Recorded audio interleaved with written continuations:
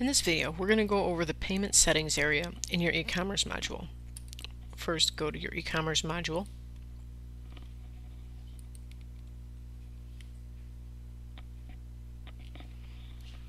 And click on Payment Settings.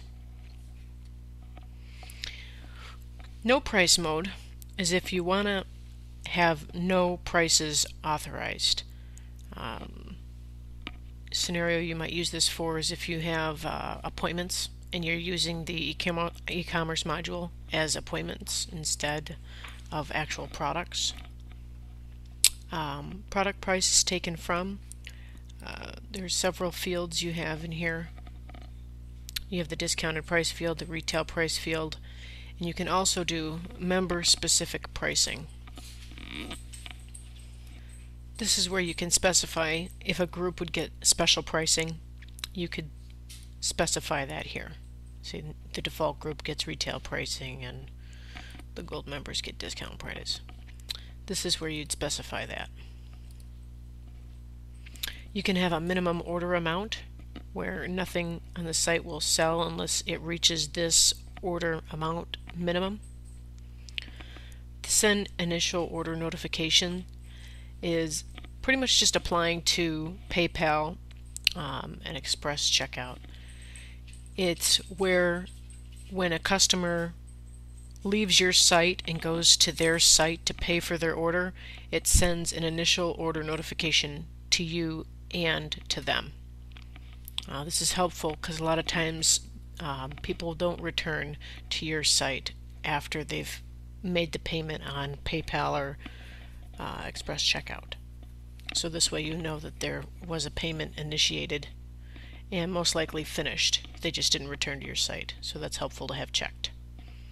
Here's where you can change currency from US dollar to Canadian, pesos, euros, or sterling. And here's where you set up your credit card method. And this depends on who your merchant account is set up through. If you don't have a merchant account, you can click here and you can create a merchant account.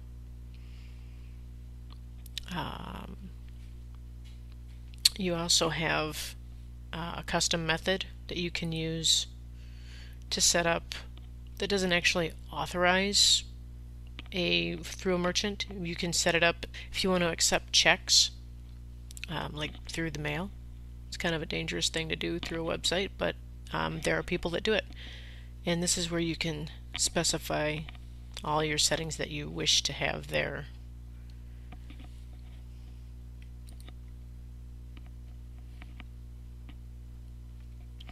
And here's where you can tell your website Forge area what the default payment method is. If you want to use the custom method as your default method, you can set that here or here. This drop-down list gets drawn from the items that are checked here. Authorization only payment is supported through First Data, Global Gateway, QuickBooks, and Authorize.net. Pretty much just saying that it's sending a pre-authorization amount, verifying that it's an actual card and it can be authorized. And that is the overview of your payment settings area.